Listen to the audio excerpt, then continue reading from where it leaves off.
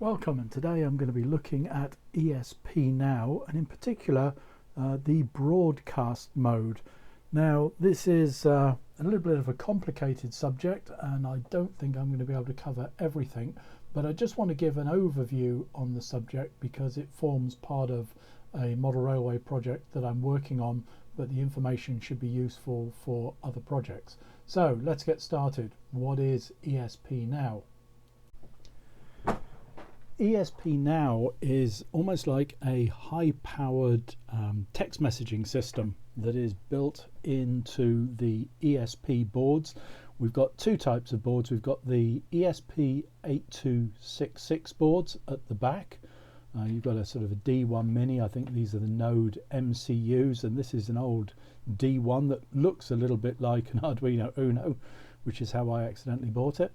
And then at the front I've got a couple of ESP32 dev modules, and these are some brand new ESP32C3 Super Minis, which I'll be honest, one has arrived dead on arrival and the other one, the Wi-Fi is no good, so they shall meet the bins soon. In my production stuff I tend to use the dev modules and the D1 Minis. The ESP32 protocol will transmit between both types of board. The setup for the code is slightly different, and I'm going to focus on the ESP32 code just for this example, although in the products I'm building it's using code for both. But let's have a look at how this messaging system works. So the ESP-NOW system runs over Wi-Fi, but not as you would tend to think of Wi-Fi. If we look at this example of a typical Wi-Fi system, if you think about your Wi-Fi in your house, you have a router box or some kind of access point that then whizzes out to the world onto the internet, and your devices within your house, your computer, your phone, laptop, or your ESP32, if you've got a Wi-Fi module on some kind of board, that connects to the router box, and it uses the address, the IP address of the different components to send information between them. So if I want to send information from this board to this board, it goes to the router box and then moves on to the second board. That is very different from the way that ESP-NOW works. So this for me is the type of setup that I've been using for my current communications. The way this works is obviously there's now no router box in the middle, and as you can see I'm not connected to the internet. It is actually possible to configure one of these units or multiple units to connect not only to each other via ESP-NOW but also to the internet if you want. That is, well within the specifications. But the way this works with the ESP-NOW connection, before every board had an IP address, this is now replaced by the board's MAC address, and every board has a unique MAC address. Now that is a good thing and a bad thing. It means that I can address the packet of data to this board's address. The problem is I now need to know this board's address, and I need to know it before I send it. There is a weird workaround, but it gets a little bit strange. But that tends to mean that for me, when I was building my layout where I was using a lot of these boards, I needed to make a list of all the numbers before I started.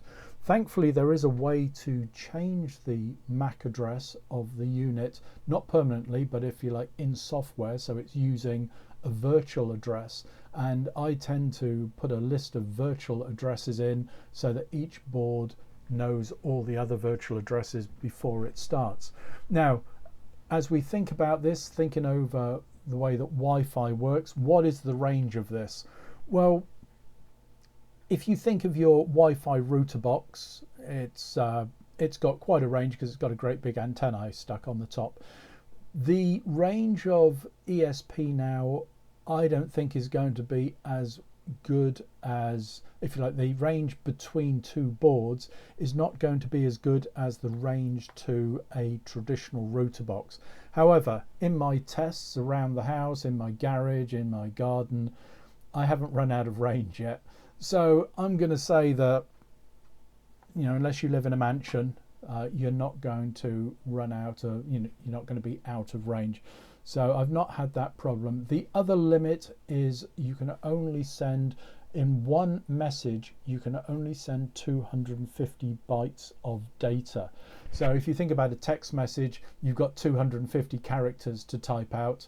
Obviously, if we are in the computer world, as each byte has 8 bits, that is actually a huge amount of instructions. So it's ideal for sending out maybe sensor readings or small communications instructions between devices. In fact, those communications could be quite complicated, but it's ideal for that sort of thing.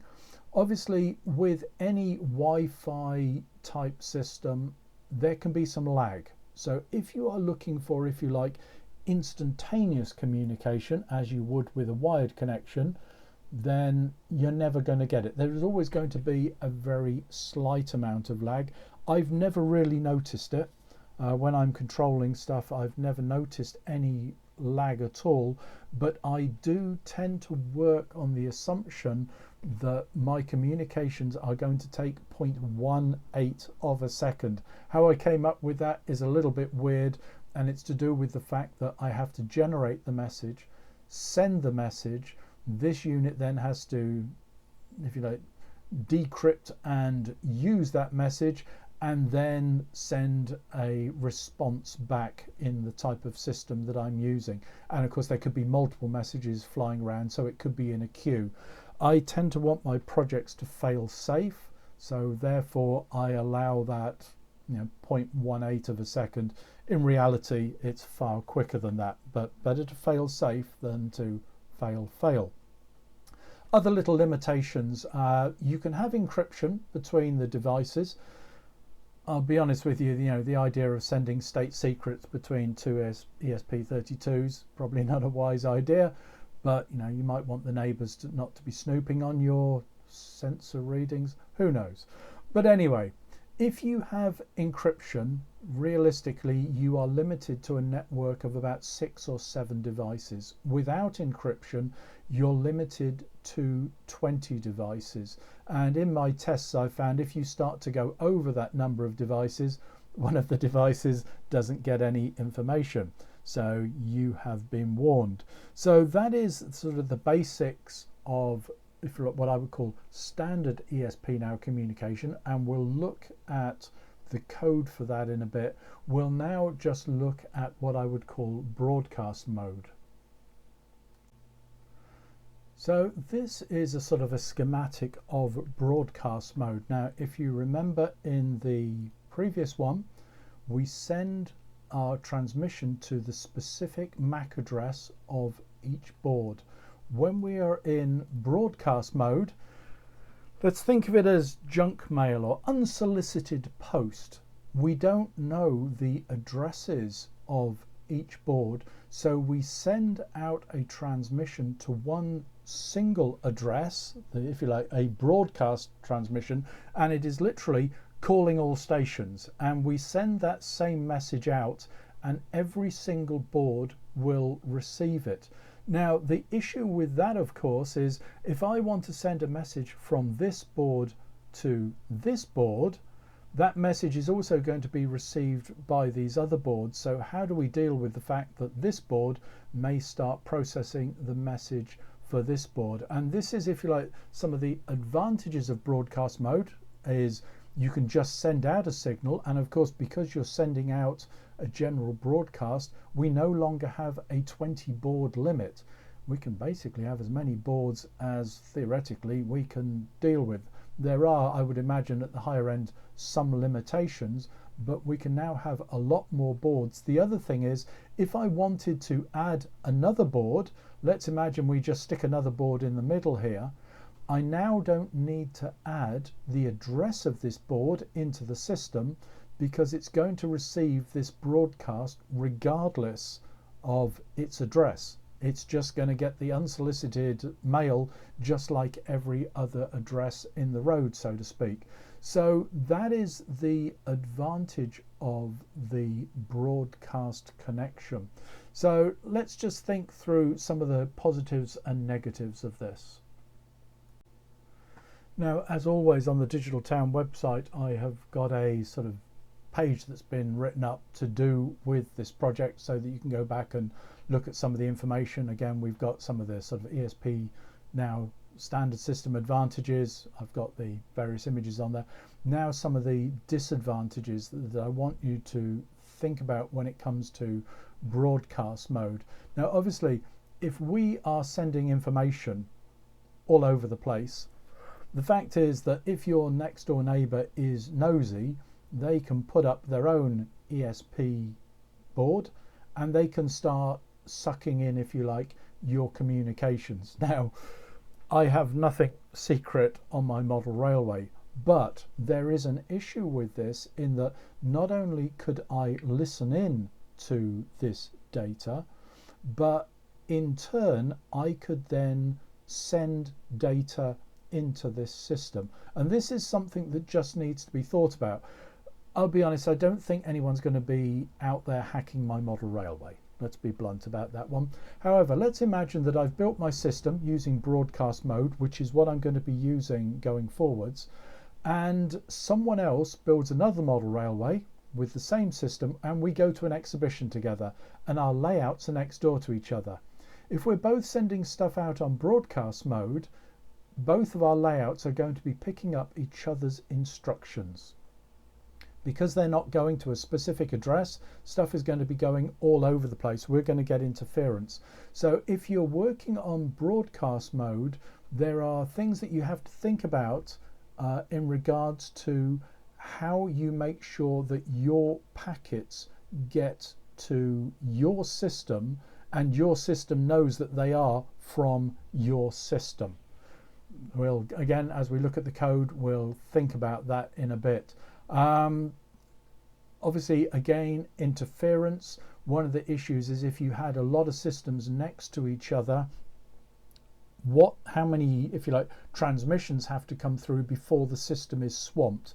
That's why I used that figure of 0.18 of a second. What I did in my experiments is I actually set up that one D1 board that I've got, and I just got it broadcasting junk, actually on the same system as I was using, and I deliberately flooded my system with junk messages just to see how it would cope, and that's why I came up with my 0.18. So that was an absolute sort of worst case scenario. Just looking down this, obviously we've got snooping.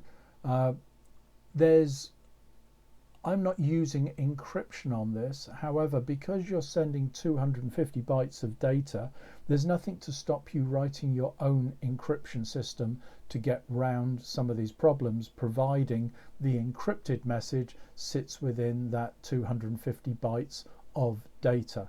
So let's get down to the examples. So as we start to look at the code, just while I remember, on the Digital Town website, I've put a link to the Random Nerds tutorials on ESP-NOW and the ESP32. Going back to the website, there's also the version for the ESP8266. If you're brand new to ESP-NOW, I would advise that you take a look at these tutorials. They're absolutely excellent and a great way to learn the basics. Right, looking at the code. Now, what I've got here, we've got two windows open. If we just switch over to the camera for a moment, you will see I've got an ESP32 dev module, a second ESP32 dev module, and I've actually got this thing connected at the moment, although it's not running any code. So getting back to our code window, one of those ESP32s is running this sketch, the other one is running this sketch. Now the only difference between the sketches is the broadcast address. If you look, the one has a broadcast address that ends in 01, and the board's address is 02. I'll be honest, it's the same sketch copied over. I've commented out the other one, which is the opposite way round, and this is going back to that example of we need to know, bringing up the picture again, we need to know the MAC addresses of who we are sending our data to. So in this particular one, instead of looking up the MAC address, I've actually written it in the code. Now, as I start this, I'll just try and reboot the thing. Hang on, let's hope we reboot the right one. There we go. Wrong one. If you just stop it there, you'll see when it starts up within the code on the setup, I get it to actually put out its original MAC address. Then I put in the MAC address that I've made up, and it displays that, and that's the one that it will be using throughout the sketch. But otherwise, what you've got to do is, if you like, run a sketch to find the MAC address, to then put that address in here. And this is why I created in my own system, I just took a MAC address and altered it. I'll be honest, I added one to each item just to make myself a range of MAC addresses that my system would use. Now, one of the things with ESP-NOW is the data. You can only send 250 bytes, but you send the data in a fixed structure.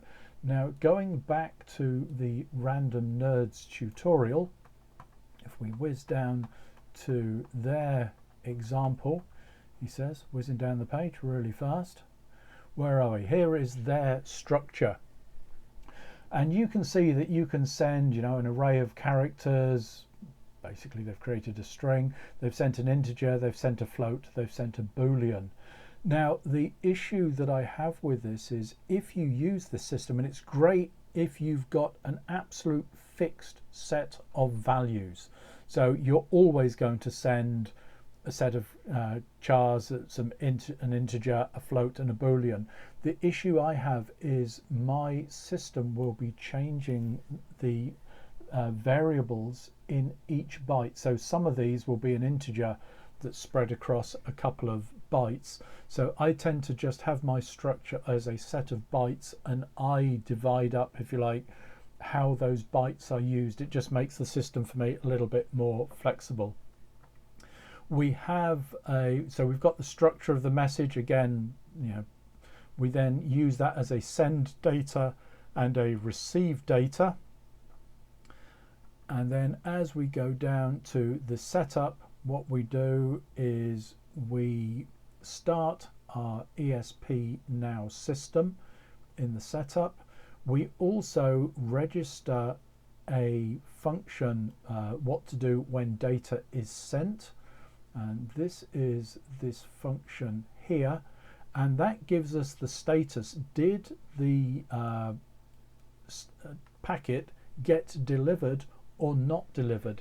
Now, this works fine when you're in, if you like, standard ESP-NOW mode. Of course, that doesn't work when you are in broadcast mode, because I don't even know who I'm sending it to. So how do I know if they got it? Whereas if you're using a fixed address, you can actually say, yes, that address got it and they've let me know. So that is the first one, the on data sent. Then there is another function on data receive. This is obviously exactly the opposite. This is what do I do when my data arrives.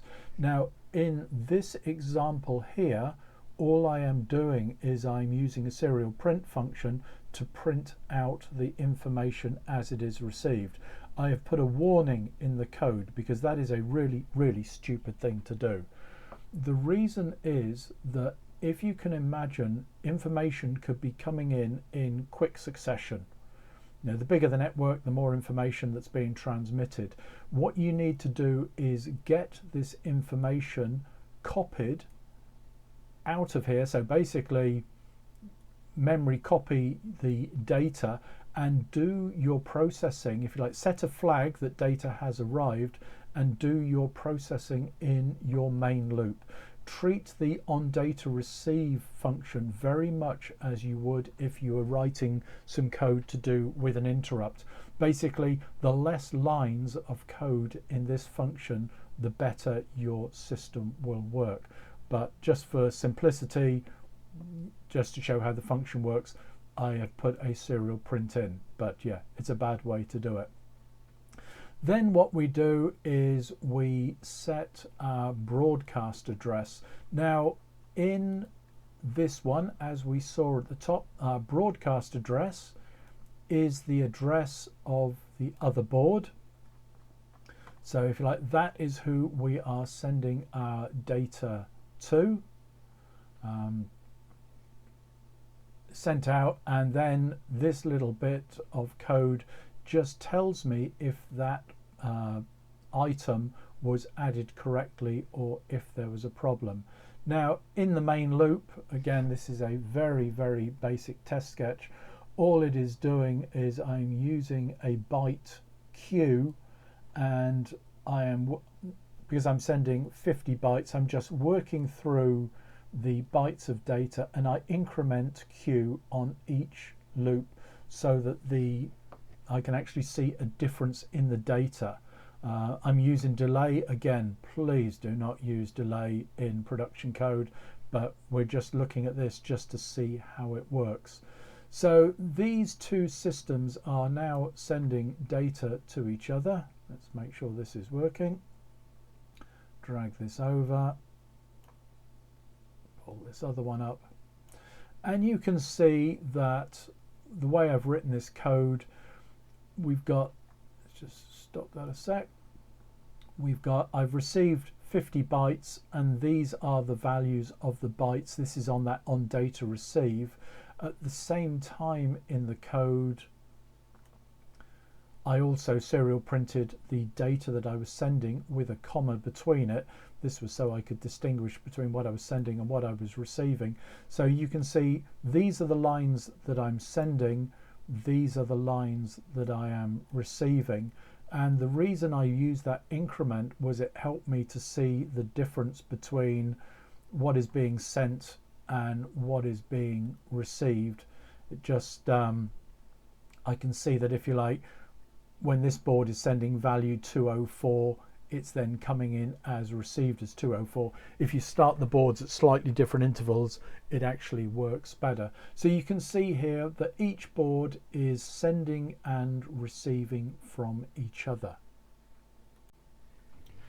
Now, going back to the web camera, if you remember, I've got this C3 thing sat here being a pain, getting very hot. And what I have now done is loaded some code onto that board over here. So the two previous boards are transmitting quite happily between each other, and they're sending to a fixed address. This one here, as you can see, does not receive any information, and these boards are not receiving any information from it. It's just, if you like, these are completely separate systems. There is no interference. These are going to specific addresses. If you're not on the address list, you do not receive. So that just shows, if you like, how conventional ESP-NOW works. So now we're going to look at broadcast mode. Again, this is the, if you like, calling all stations. So what I have done, the sketch on the right is the original sketch. The sketch on the left is the broadcast mode. You'll notice that instead of putting in a custom MAC address and an address I'm broadcasting to, I just put in one single address. This is the broadcast address, 255.255.255, but in hex. That goes in. The rest of the, if you like, the structure is the same. One bit that you will find different between the two sketches, I'll just try and just try and scroll this thing over a bit. There is no on data sent function, because I don't know who I'm sending to, so how would I even know if they received it? So going down to the setup, obviously one of the differences here, on the original sketch we put in the address, the MAC address. Here we're just not interested. It just doesn't make any difference at all. And I just set up the single broadcast address, which is that address that we put earlier, the calling all stations address. The rest of the code is basically the same. I changed the loop to use millis instead of a delay, just because I wanted the code to look better and read correctly. Now at this point, as I was doing my experiments, I got a little bit of a shock. So what I'd done, just like now, I use a multi-screen computer. So on one of my screens, I'd got this board running, and I uploaded the code to this board into broadcast mode. Now at that point, I assumed that the other board that I'd been sending the data to a specific address would stop receiving. However, look at that. That was a little bit of a concern to me, because that shows that not only does this board receive addresses, information that is sent specifically to that board, but it is also receiving data that is sent to the broadcast address, which means that actually what I thought was my little private network is not as private as I thought it was. Now at the same time, this is continuing to broadcast, and you'll notice that in here I'm not receiving any bytes, and that's because the other board is still sending to that very specific MAC address.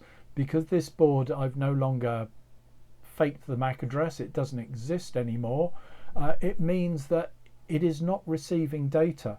But it's just something to be aware of, that if your board has been set up with a specific MAC address, it still can receive data on the all, if you like, broadcast mode. Now what I then did, I've still got that little C3 still running. This is it's just got I've just got the serial monitor running on it, and you can see that as soon as I went to broadcast mode, that board immediately starts to pick up the messages that are being sent out from this board on broadcast mode, while it's still not receiving anything from the original code. So now I've loaded the broadcast mode into both of the ESP32 dev modules, and you can see here they are sending and receiving from each other.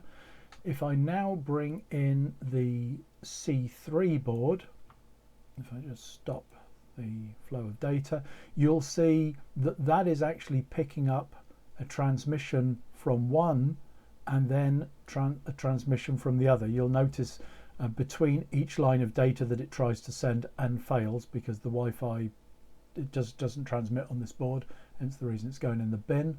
But you can see it's receiving the data from both transmissions. And so if you like, at that point I can see that what I'm sending out is literally being sent to everywhere. So at this point I've got stuff running on, if you like, a broadcast mode. I don't need to know the board's MAC addresses. I could add extra boards in as I want, and I could add extra transmissions in. You know, I could add another 3 or 4 boards and this will continue to work. But now we're just going to look at some of the consequences of what happens with this. In my project I'm working with model railways, so these are one of my track control panels. You basically touch the items to change the track direction. Here I've got one of my loco controllers.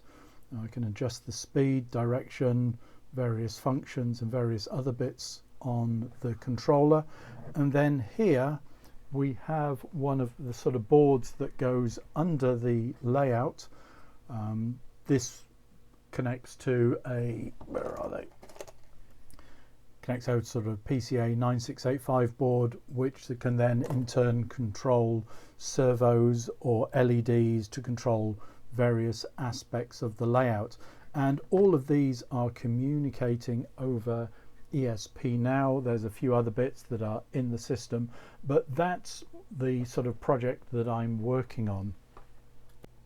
So up till now, I've been using what I would call the standard version of ESP-NOW using an address-based system. The issue came about because I extended my model railway, and also my grandson is at the age where he can now come to play, and that meant that I needed more loco controllers, more accessory controllers, more animation controllers, and suddenly I realized I was going to exceed the 20 limit, and that's where I started to have a look at the broadcast mode. Now at this point I didn't even realize that broadcast mode could interfere with my current layout. It's never been a problem because, to be honest, my next door neighbours are not into model railways and they certainly don't program, so it's never been an issue. However, this is the sort of project that I'm working on. So we've got the handheld controllers, of which I will need at least 3. I've already got 2 accessory controller boards. There's an animation controller board that needs to come out. There is DCC-EX, which for me is what sends the information to the locos on the track. And then there are some specific effects controllers to do with lights and different bits that need to go on different bits of the layout. I've just put 3 in to save space. And then for each baseboard, there is a baseboard controller.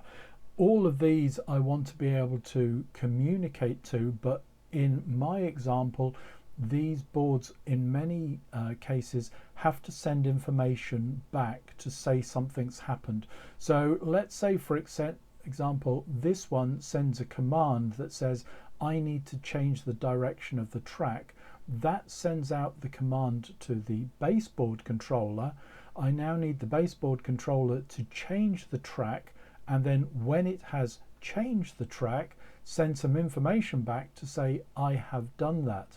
Now the reason I need it to broadcast that is because if I've got 2 control panels that are mimicking the track, if I change the direction of the track on panel 1, it would be quite useful if panel 2 also updates itself, but I don't want it to update when I press the button here. I want it to update when the baseboard controller says I have actually now finished the command. So that is the complexity of the sort of system that I'm working on, and that's where things started to get quite interesting in the broadcast mode. And I'm now going to look at, if you like, some of the programming solutions that I came up with. So this is the schematic of the code that I am using. I've tried to draw it out this way just to try and make life a little bit easier. If you can imagine, we're going to start off in the top left with creating a command.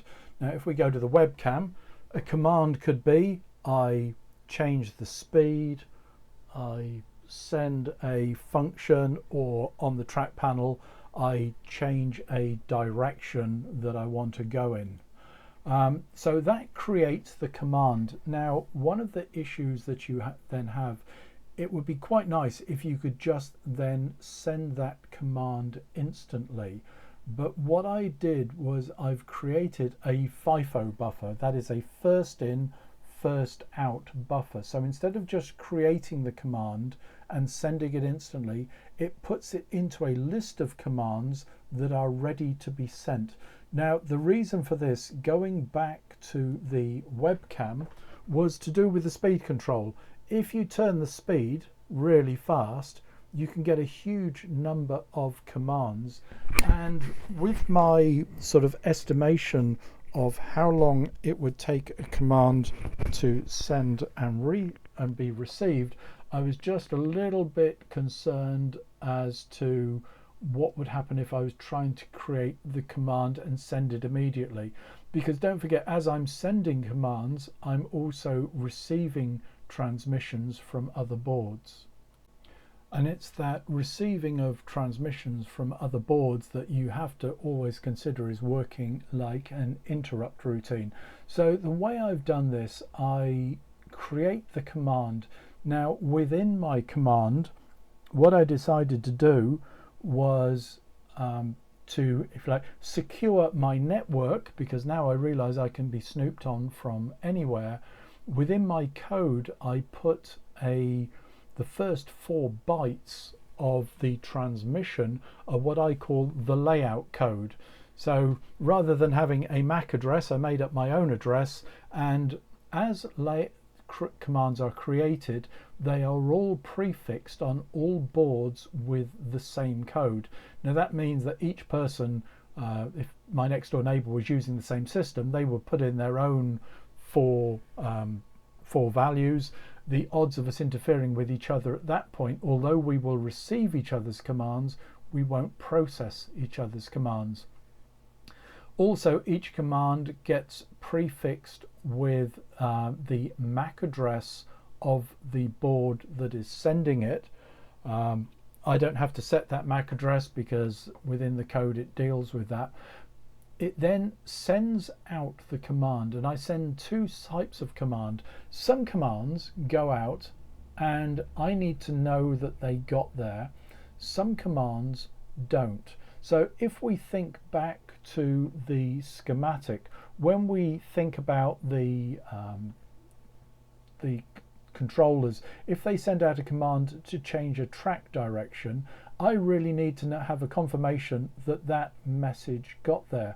Bizarrely, with the loco controller, when I'm sending out a speed command, I don't really need to know that that data got there, because I'm going to be changing speed so often that another instruction will be following a fraction of a second later.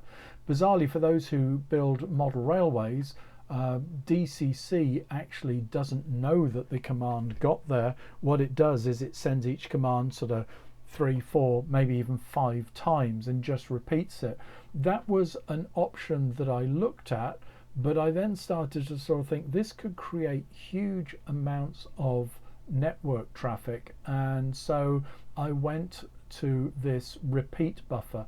So when it sends a command, if it needs a response, it stores it in a repeat buffer, and at every 0.18 of a second it puts that command back into the send and sends it again, and it repeats it on my system 5 times. Now once the command is transmitted, at the other end it receives the transmission. The first thing it does is it sort of moves that transmission very quickly into another buffer. The reason for doing that is obviously this is working like an interrupt routine, and there could be multiple commands coming from, if we look at this system, if I've got 2 or 3 people controlling things, there could be multiple commands from loco controllers, accessory controllers, and even information coming back from different parts of the layout. So I worked on a worst case scenario that these things could be arriving very quickly. Let's get them into a buffer and work through them slowly. And then in the main loop, what it does is say, okay, is this message for this network, for this layout in my case, were those first 4 bytes of the transmission the code for this layout? If it is this a message type that this unit handles? So as we think back to this, I've created a set of message types. So there is a speed command, there is a turnout command, there will be a light command, there is a response command. Now obviously if you are controlling the track, you are not interested in loco speed commands. So again, as part of a sort of a set of switch statements, it can sit there and go, okay, this is for this network, or this isn't for this network, throw it out. Is this the type of message that I respond to? No, throw it out, or yes, let's keep going. Then it's going, is this an address that this unit controls? So going back to this diagram, on each baseboard there are a number of items, each has a digital address. Obviously Some of these boards, if it was a certain light effect, each of these boards may have the same light effect code number, but things like track turnouts, each one has a specific address, so it only deals with, in its code, the addresses within a switch statement. So if it deals with it, it just does whatever needs to be done, changes the track direction, turns on an animation, turns off a light, does whatever it wants. Then the next thing it asks itself is, does the message need a response? If it does need a response, there are two things that happen. One, it sends out what I would call a response with the original board's MAC address and the message ID. Within my system, within the first sort of 10 bytes, I've got the 4-code layout address, I've got a MAC address, I've got a message type, does it receive, what need a response, there's various things, and one of those things is the message ID from the sender. So it basically sends the same message back saying, I am the response, I got this, and the original board, as it receives it, removes it from its repeat FIFO buffer so that it never gets sent again. That's just a way of cancelling the response. But at the same time, if we think back to this diagram, if it's sent a command to change from an accessory controller to change a track direction, I need not only the response to this accessory controller to say, yes, you can stop sending that, I've done the job, but it also now needs to send out a broadcast to say to this accessory controller, you can update your track control system as well, because this piece of track is now pointing in the other direction.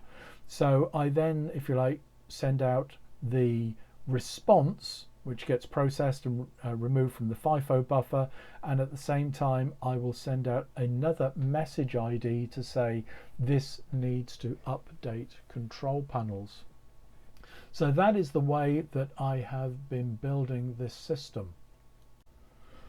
So although that's the method I've come up with, let's be honest, that is not the solution for every problem. If you were, let's say, you're doing a irrigation system in your garden and you've got 30, maybe 40 units around the garden, probably being solar powered, checking on the state of your plants, I actually think this would be probably a little bit of overkill.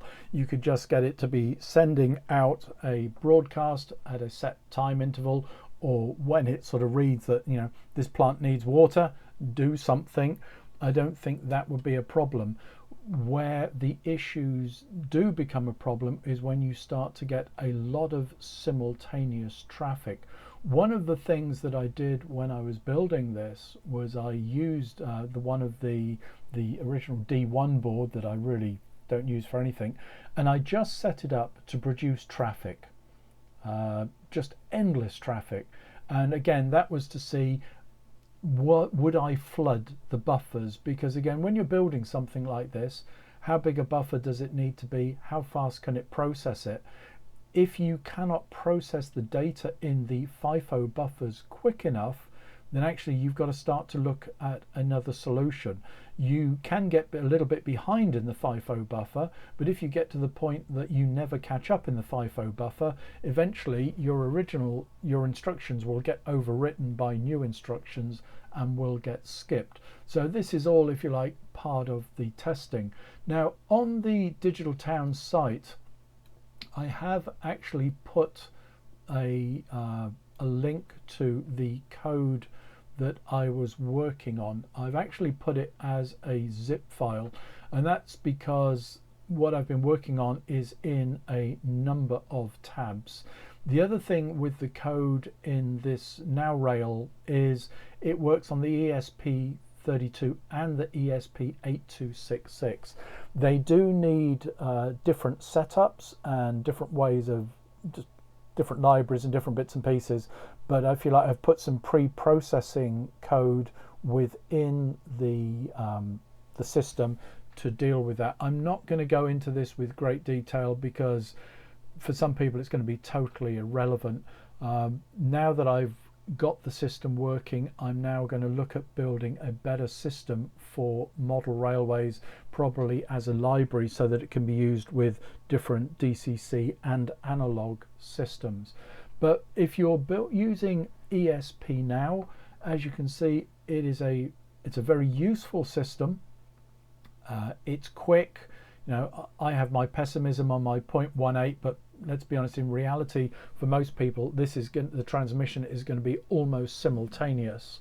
The issue that you just need to think of is that security. Are you concerned about people interfering with your system? Are you concerned about your system interfering with other people's system? Is a conventional mode better, or do you need a broadcast mode? The advantage for me now is, if I look at this system, if I want to add any more items, I don't have to put any MAC addresses into the system. I can just fire up the unit and it will instantly start to receive whatever it needs to receive, and it will deal with it as it needs to. That is very, very useful for me. Let's imagine I bust a baseboard controller. It's quite nice that I can now just get another dev module, flash the code on it, shove it in the board, and I don't have to think about, oh my goodness, the MAC address has changed. It's just going to work. So ESP-NOW, a great system. It has its limitations, but for a mesh of sensors, it is absolutely ideal. And of course, one of the reasons I love it from a model railway point of view is, doesn't it cut the wiring? Because all what used to be wires going between each of these units is now just a Wi-Fi signal. That suits me down to the ground. So I hope this has been useful, and if you've got any questions, please add them in the comments to the video, and maybe I'll have to do a follow-up to deal with this. I'll try and do some follow-ups to the Now Rail system that I'm working on as I get a little bit further. Anyway, thanks for watching, and I hope it's been useful. And if it has been useful, please click the like and subscribe. It all helps. Bye for now.